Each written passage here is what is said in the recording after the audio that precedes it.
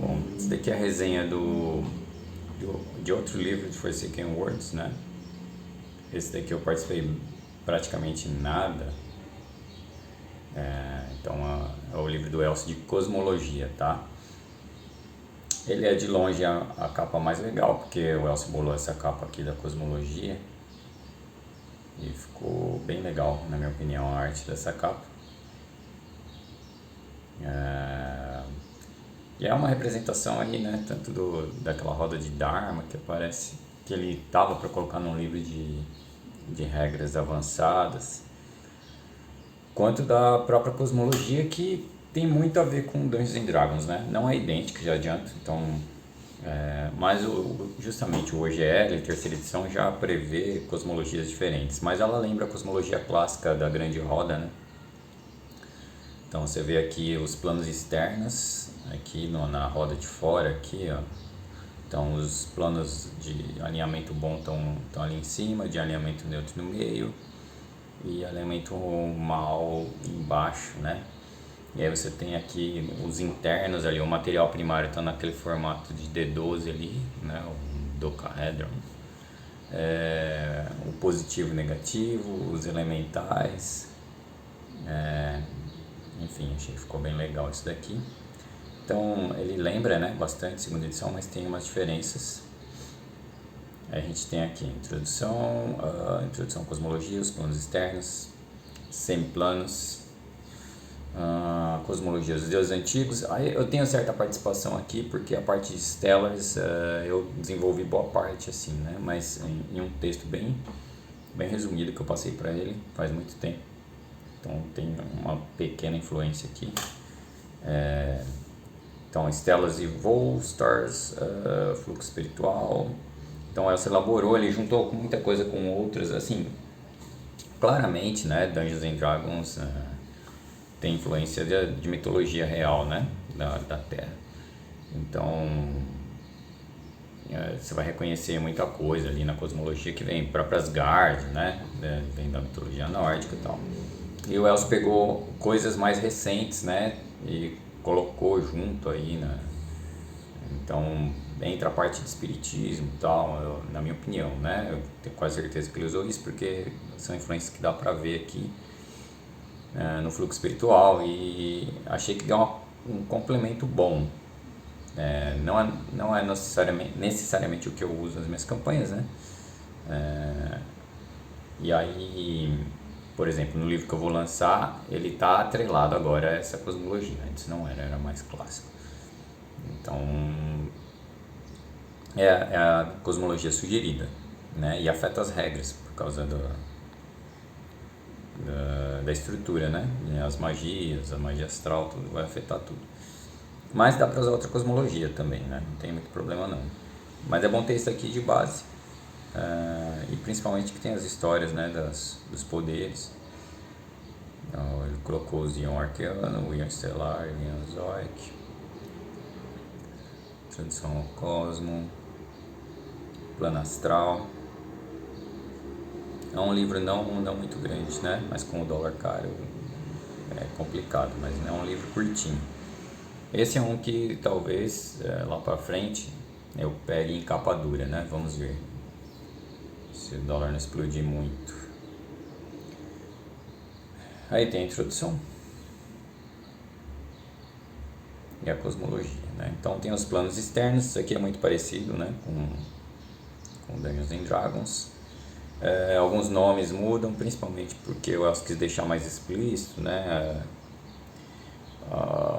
O Dungeons and Dragons teve a época de perseguição religiosa, então teve muita coisa que mudou de nome. O Elcio tentou, acho que, deixar mais ligado ao que eles queriam mesmo, né? Que é a mitologia da Terra, né? Então, por exemplo, o plano Asgard aí, se você for ver em AD&D, ele tá com uma grafia diferente. Depois, por exemplo, Olimpo não tem lá, ele é uma parte, um reino do plano, né? Aqui ficou mais claro, assim, mais parecido com a Terra. Então, esses são os planos externos. Ele fala aqui de Agri, a estrela, aí tem os desenhos, né? os planos divinos, os planos internos. O Elcio modificou algumas coisas, né? Assim, por exemplo, esse pináculo lembra aquela montanha, né, em AD&D que seria do plano das oposições concordantes. Teria Sigil no topo, né? Embora é um conceito bem maluco, porque em teoria é infinito, aquele pico, e aí Sigil está no alto. Enfim, é meio estranho. Fora que o centro não tinha magia, que se eu não me engano é magia zero. E aí Sigil funciona normalmente, então tem... A desculpa ali é pra dona de Sigil, né? A Lady Pen. Mas enfim, o Elcio colocou um oposto aqui, simétrico, que seria Yggdrasil, né? Em AD&D Yggdrasil, ela é tipo um caminho, né? Não necessariamente está em um plano específico, assim como o Monte Olimpo. Lá o Monte Olimpo abre portais para outros planos, né? Você meio que caminha entre os planos é um pouco mais complicado. Aqui o Elcio deu uma estrutura diferente. Então, ó, Yggdrasil é o eixo do tempo. Então seria uma conexão com o etéreo e os externos. E o pináculo seria o eixo do espaço. Então um usa o etéreo, o outro o material, o plano das sombras como conexão, né? E aí os externos são conectados pelo astral. Então tem algumas modificações, né? Aí você tem a roda, né, com os planos externos. Aqui esse desenho aqui essas bolas aí, né? Ficou bem legal, dos planos elementais. Aí tem a descrição dos semiplanos, os planos transitivos, né? O astral, etéreo e das sombras. O das sombras na segunda edição ali não era um plano transitivo necessariamente, ele era um semiplano ainda. E aí, mas tinha assim uma discussão em Planescape, né, nos textos, de que ele estava para se tornar um plano. Isso foi realizado em terceira, né? Em terceira ele vira o plano que conecta tudo, assim. É meio estranho, tinha as dicas e tal, mas não tem uma explicação muito específica, muito boa. Pelo menos eu não achei isso, porque o Elcio comprou, né, na época, o Man of the Plains de terceira. Eu achei um livro bem limitado para o que ele poderia ser. É um livro bom, tem kits legais, assim, umas classes planares, tem a descrição dos planos, mas ele não explica o tamanho da mudança de segunda para terceira, né? Não tem muita explicação ali. Então vamos lá. Aqui, bom, o Elcio coloca os deuses antigos, né? Porque, como eu disse no outro, né? No básico, você tem vários deuses, e os Stellars são os mais recentes. Aí o Elcio dá uma explicada aqui, assim, eu não vou descrever tudo do livro, né? Mas não tem como escapar de alguns spoilers. Então, ele fala aqui das divindades antigas e a origem dos Stellars, né? Seriam como se fossem alguns sobrepoderes, tá? Então, Shinar, Noviar e Timur. E aí tem os Stellars, que eu já abordei na resenha do livro básico.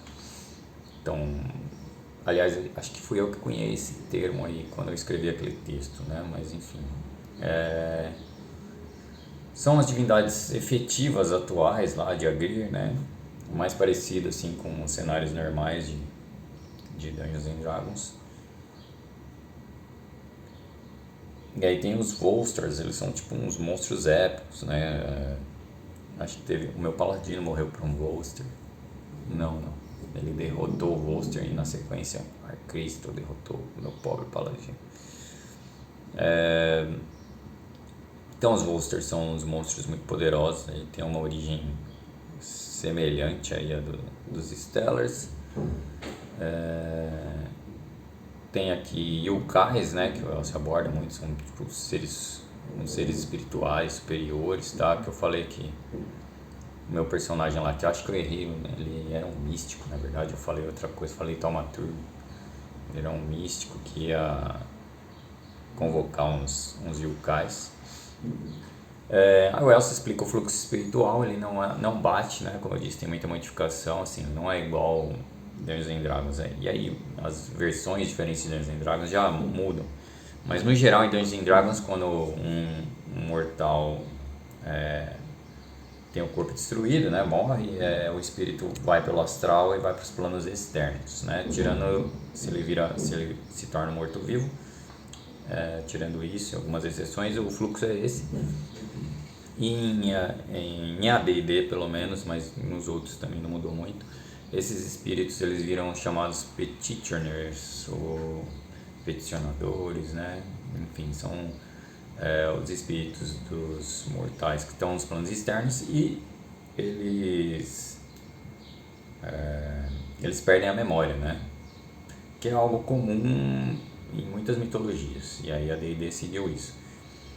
É uma coisa que eu particularmente não gosto muito, então nos meus cenários normalmente existe algum motivo para isso não ser aplicado, provavelmente em um panteão específico, tem uma divindade específica que não segue essa linha, mas existe também nos meus cenários.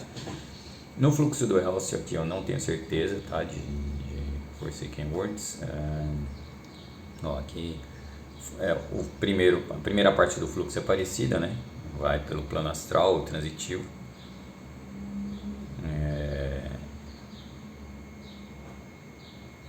Isso é parecido com o terceiro em Forgotten, que os lacaios, os servos dos deuses, né, vêm buscar o espírito. Isso é parecido. Em segunda edição não tinha isso, aparece em terceira em Forgotten. Em Forgotten acho que eles vão para Sinosura e aí o deus da morte julga e eles são levados pelos servos das divindades, ou são hereges, eles são usados de material no muro. Tem alguma coisa assim em Forgotten. Em terceira, tá? Em segunda não existia isso. Esse é o problema de trocar de edição. E para explicar isso, quem fez isso foi Kelenvor, que decidiu isso, sempre foi assim, desde Gergal, né? Estou entrando em outros planos, em outros cenários de campanha para comparação. Aqui, como o Elcio não precisou mudar de edição em teoria, não precisa ter retcon. Então fala aí do destino das almas. Em um plano externo, em uma nova forma. Física de alça, né? Então tem os suplicantes, né? Seriam os petitioners em inglês. Aí alguns suplicantes são escolhidos por divindade. E tal. Eu sei que o Elcio também usa aqui reencarnação, né? Que é uma coisa opcional em AD&D. Os druidas tinham acesso, né? Acho que os xamãs de humanoides, por exemplo, têm acesso à reencarnação. Se você escolhe no Legends e Lore lá, por exemplo, o panteão indiano, né? Você vai ter uma reencarnação. O Elcio criou uma regra, né, de retenção de memória da vida. Então, sem fé, fiel, sacerdote, fiel, a chance por nível. Ele colocou uma regra opcional de Dharma e Karma, a tabela de reencarnação. Então é legal, você vai segue o mesmo princípio de reencarnação, que o ponto final, né, a parte mais avançada, mais evoluída seria a união cósmica aí. Então isso aparece no Legends de Lore de segunda edição como o Nirvana, né? Então você se unir a Brahman. Brahman aparece aqui, né? Como eu disse, as divindades terrestres têm uma participação.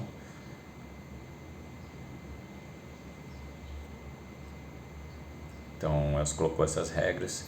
Aqui ele fala dos panteões estrangeiros, as origens do panteão estrangeiro. Então tudo aquilo que eu abordei no básico aqui está mais específico, né? Olha ali, Brahman, Aesir, Vanir, Titânico, que são os que têm essas regras de Karma e Dharma, né? Eu acho que o Elcio criou bem à parte, não é parecido com o que tem no Legends e Lore, mas eu acho que eu não lembro como que eram os Legends e Lore. Aqui tem a arte, não, esse é um Volster mergulhando aqui, ó. Feriu ali mortalmente um avatar, provavelmente uma divindade.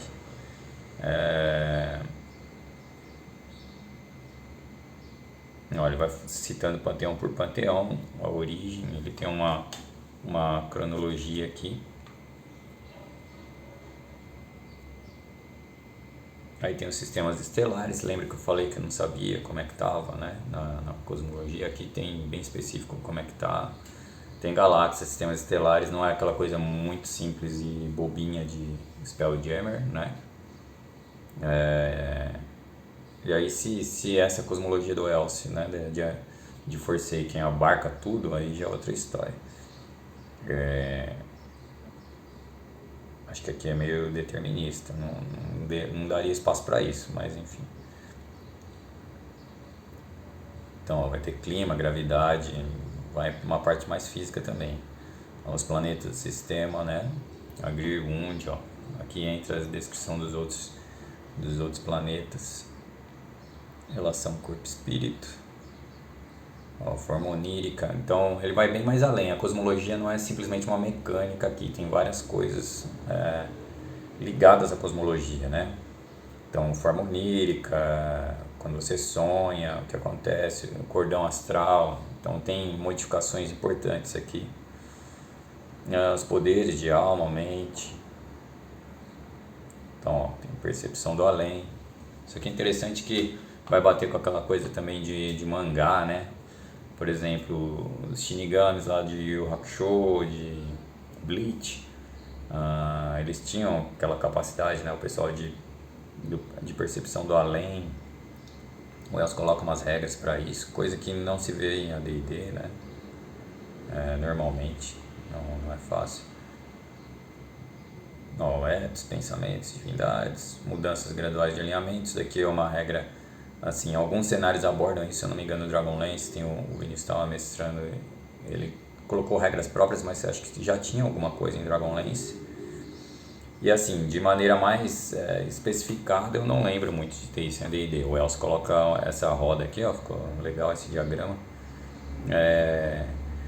E os pontos para onde você vai com seu alinhamento, conforme suas ações, né?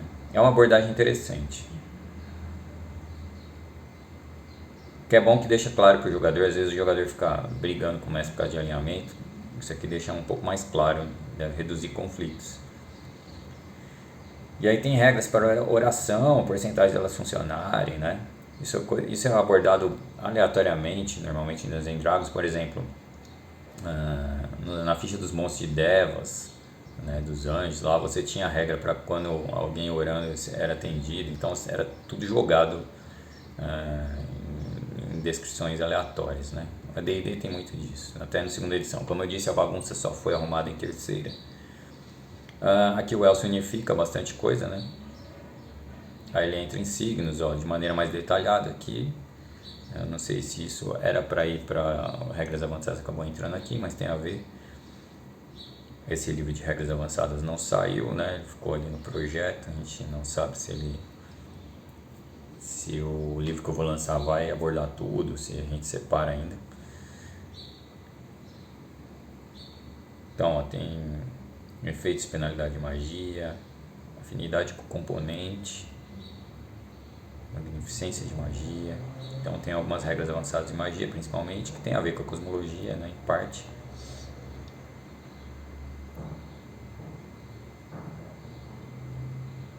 Rituais mágicos.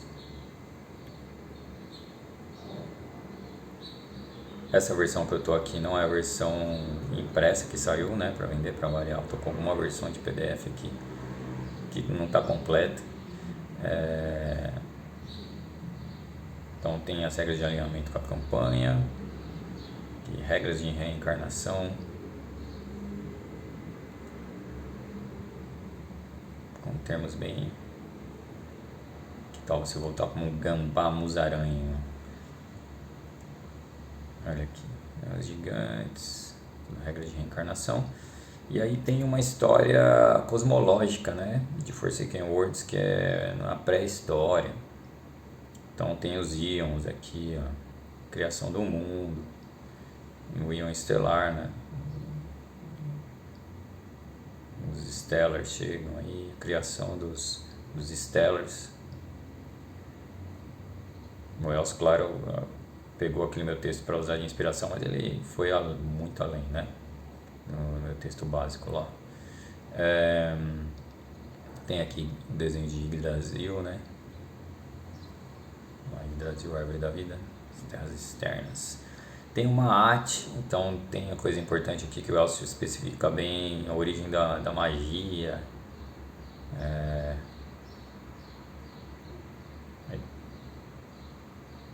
Aí tem as forças, os panteões chegando.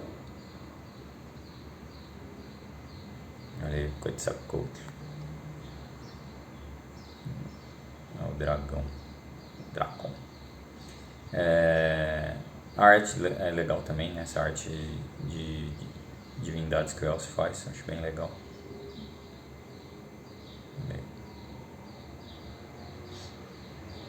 As bestas místicas.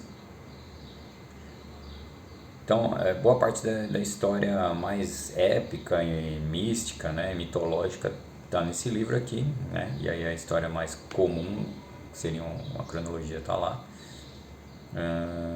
Introdução ao cosmos, pós-sonho contínuo. Ele vai entrar numa descrição mais avançada do astral. Aqui, ó, a gente tem uma borda astral, né? Então, em segunda edição tem é meio bagunçado o plano dos sonhos, por exemplo. Ele é um semiplano e é ligado ao etéreo. E aí você vai ter uma descrição muito maior só em cenários específicos, por exemplo, em Ravenloft. Em Ravenloft você tem, como tem um reino de preso lá, né? Um reino de sonhos lá. Então ele está atrelado ao etéreo e aí as regras de Ravenloft elas extrapolam para fora do Ravenloft também, né? As regras de sonho. Aqui o Elcio seguiu uma outra abordagem, colocou o plano dos sonhos no astral e tem um pouco mais a ver com terceira do que com segunda, né? Como eu disse, tem muita diferença entre as edições de Dungeons & Dragons.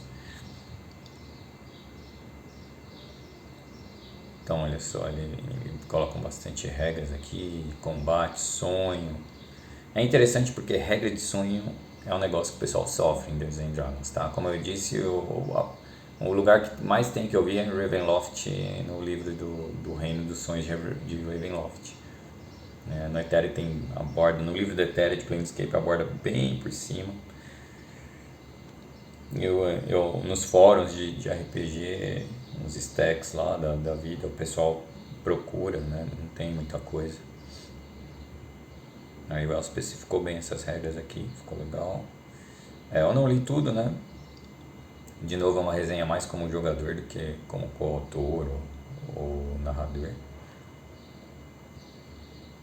Ó, tem as lendas do plano astral, esse aqui vem, né, do Carretal das Moiras. Divindades mortas, então em segunda edição as divindades mortas apareciam petrificadas no astral, né? E o Elcio deve ter deixado não como uma regra fixa, né? Imagino, mas como algumas não exceções, alguns casos. Ele elabora em coisa nova aqui, por exemplo, o mundo dos espíritos, é uma coisa que ele deve ter incluído aí no astral, mas é de Forsaken, né? Aí vem o plano etéreo, as características e tal. Então os transitivos são bem abordados aqui, né? Eu imagino que ele não abordou de forma profunda os externos, porque aí além de você achar com mais facilidade na mitologia terrestre, né? Não deve diferir muito do próprio terceiro, né? Então não tem uma necessidade tão grande, mas vamos ver o que mais que ele abordou aqui. Plano das sombras aqui, como já é um transitivo, né? Tá igual a terceira, ele também abordou aqui e desenvolveu bastante. O fluxo mental, outras forças, aura, é interessante essa aura aqui. Ó, lembra que eu falei que eu vi minha avó passando? Se essa aura do Elcio está certa, minha avó era caótica, hein? Chora amarela, 50% caótico. Acho que o bem e o mal tá em o que em quão claro que é.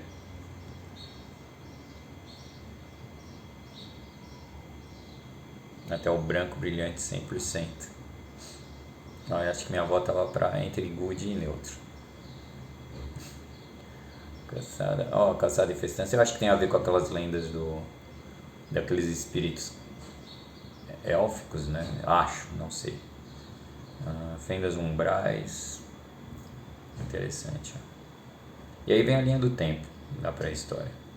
Então acho que aqui já está para o fim do livro, porque tem muita coisa. O que eu falei, ele abordou os transitivos, a estrutura em geral e aí várias regras importantes para o jogo, mas os planos em si, os externos e os internos não são abordados aqui porque eles não diferem muito do que sempre. O próprio D&D, a D&D, terceira edição tal, não difere muito nos externos e internos. É uma coisa que mantém meio fixa, né? Porque é muito baseado em mitologia terrestre, não tem muita mudança. O que mudam sempre nessas edições são os transitivos, principalmente, né? E são esses planos que interagem com as regras e com as aventuras. Foi a abordagem do Elcio aqui também, né? E aí ele preferiu focar no cenário dele e no transitivo, que é o que mais afeta as regras de magia, de psionicismo, né? De viajar nos planos astral, espionar a Terra invisível, esse tipo de coisa. Acho que foi abordado aqui que era mais importante.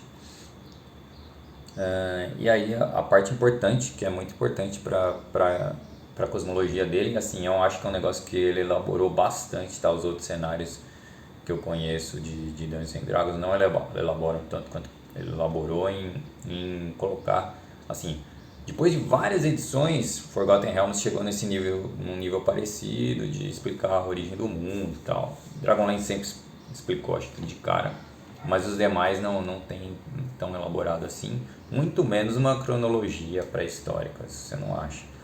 E aí foi algo que o Elcio montou, eu achei que ficou legal também. E assim, às vezes pode pensar, mas que utilidade tem uma cronologia num negócio que meu, você jogar uma campanha de viagem no tempo seria muito interessante. É aconselhável para um nível altíssimo, né? Chegando nos épicos, porque quanto mais para trás você for, maior a treta né? Olha lá, então você tem Guerra dos Deuses e formação não sei o que, você tem os Volsters, os monstros gigantes, né? Aí o desenho do Prometeu, pegando a chama mágica, a chama primordial. E aí você tem uma conversão de datas entre os calendários, né? Então, Agriund, Renzo Caran é o cenário aqui, não está publicado ainda, mas ele já adianta o cenário de Renzo Caran, porque tem alguma descrição breve aí. E aí a gente chega no glossário, o glossário aqui ele é importante, né? Uma arte e tal, porque ele é mais importante que o normal. Tem a T astral, ele aborda a T astral, um conceito interessante. Lembra, né? Deve ter alguma inspiração também, né? Porque deve ter mitologia, mas em Yu Yu Hakusho que você tinha aquela rede que bloqueava os monstros de categoria S, de passar para material, esse tipo de coisa, né? Então é um livro bem curtinho. Eu não sei se esse daqui é a versão final pode ter mais coisa, tá? Ainda tem que pegar, mas eu creio que seja igualzinho, muito parecido. Tá faltando uma arte aqui ou outra e só. E é um livro bem curto, mas com, primeiro, uma arte bem legal e umas regras importantes, né? Que não dava, novamente, para botar naquele básico, ele já estava enorme, então teve que ficar separado. E assim, é até legal ser separado, porque às vezes a pessoa quer só regra ou raça e aí adaptar ao mundo dela e a cosmologia do mundo dela é diferente. Então fica bem opcional, né? Aí vai faltar fazer apenas a resenha do livro do Ocidente. E aí um livro que eu fui lá e na loucura peguei minha versão, né? Em dólares. Aí saiu. O problema agora é o frete, né, cara? Aí saiu 200 e pouco. E é um livro pequeno também, né? É um pouco maior que esse daqui. Mas aí quando ele chegar eu faço a resenha do Ocidente, que é o principal, tá? afinal é a descrição dos reinos ali do Ocidente. Um livro do Oriente, o Wells estava com rascunho, precisa ver como que a gente conseguiria aí compilar, né? O tempo agora é escasso para fazer esse tipo de coisa. Mas esses 3 estão lançados, então dá para fazer uma resenha desses 3. E aí quando eu fizer a do livro do Ocidente, eu vou estar aqui com a versão física. E é interessante porque se eu for um dia aí mestrar pro meu filho e tal, já o básico seriam esses 2. O Cosmologia dá pra segurar assim com essa versão PDF por enquanto. Vamos ver se o dólar baixa, duvido que vai baixar. Se baixasse por algum milagre, eu tentaria pegar a versão capa dura só para ver o que a Amazon faz, né? A qualidade da capa dura da impressão pela Amazon. Então era isso.